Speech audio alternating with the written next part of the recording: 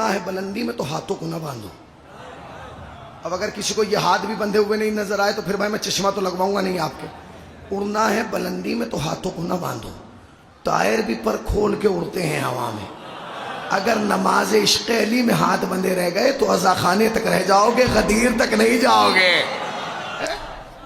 اب کیا ہوا؟ اب پھر دوبارہ شروع سے آئیے. پہلا کام کیا ہوا؟ حج. کیا کر دیا گیا؟ زور سے بولیں. کیا کر دیا گیا؟ میں چاہتا ہوں جب آپ یہاں سے جائیں یہ مجلس آپ کے یاد ہو, تاکہ جب ہوٹل پہ کل تبصرہ ہو تو مجلس کا ایک ایک نقطہ یاد ہو. اس لیے کہ قوم کو نقصان تبصرے نے پہنچایا ہے, تذکرے نے نہیں. سمجھ رہے ہیں آپ؟ بھائی پہلا کام کیا ہوا؟ حج خاموش کر دیا گیا.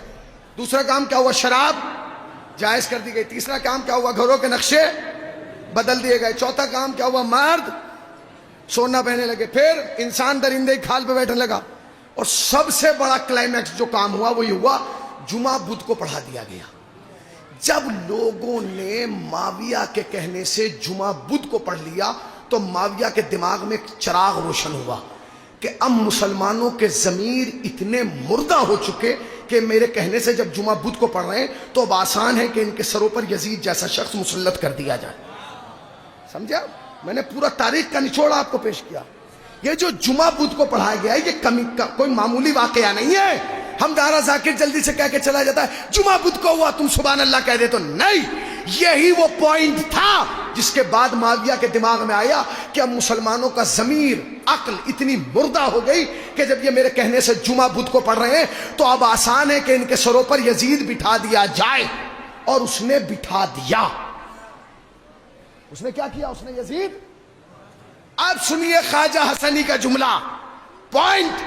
وہ کہتا ہے جب یزید اپنے باپ کے تخت پر آیا تو یزید اپنے باپ سے ایک قدم بھی پیچھے نہ تھا. اب میرے بزرگان جو تاریخ داں ہیں میں ان سے دس بستہ گزارش کر رہا ہوں کہ وہ توجہ دیں, کیونکہ جوانوں کی سمجھ میں نہیں آئے گا جملہ کہہ کے کیا گیا ہے حسینی. مگر میں بزرگوں سے توجہ چاہتا ہوں, ان کے پیش نظر تاریخ ہے, علماء بیٹھے ہیں. وہ کہتا ہے جب یزید اپنے باپ کے تخت پر آیا تو وہ ایک قدم بھی اپنے باپ سے پیچھے نہ تھا. وہ سب کچھ وہی کرتا تھا جو اس کا باپ کرتا تھا. گھر کے اندر بھی وہی کرتا تھا. کہاں بیٹھے ہیں ہم؟ گھر کے اندر بھی وہی کرتا تھا, گھر کے باہر بھی. باہر کا تو آپ جانتے ہیں, اندر کا بزرگوں سے پوچھ لیے گا کہ کیا کرتا تھا. وہ وہی کرتا تھا. وہ کہتا ہے یزید اپنے باپ سے ایک قدم پیچھے نہ تھا مگر 2 قدم آگے نکل گیا. کتنے؟ 2 قدم.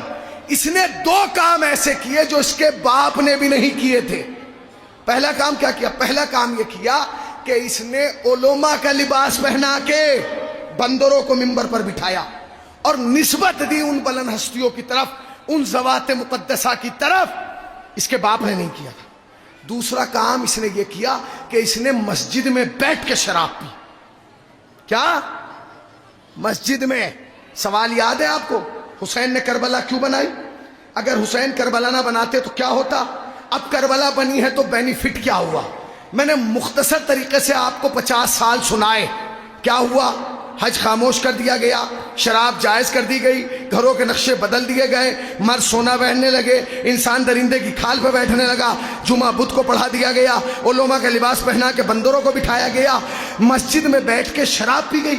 اب آپ پوچھ رہے ہیں حسین نے کربلا کیوں بنائی؟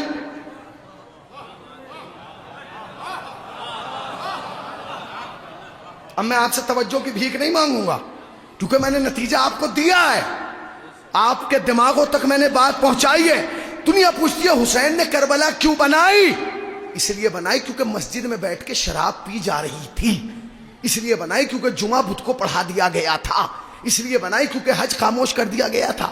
آپ پوچھتے ہیں اگر حسین کربلا نہ بناتے تو کیا ہوتا؟ یہی ہوتا, لوگ مسجد میں بیٹھ کے شراب پیتے.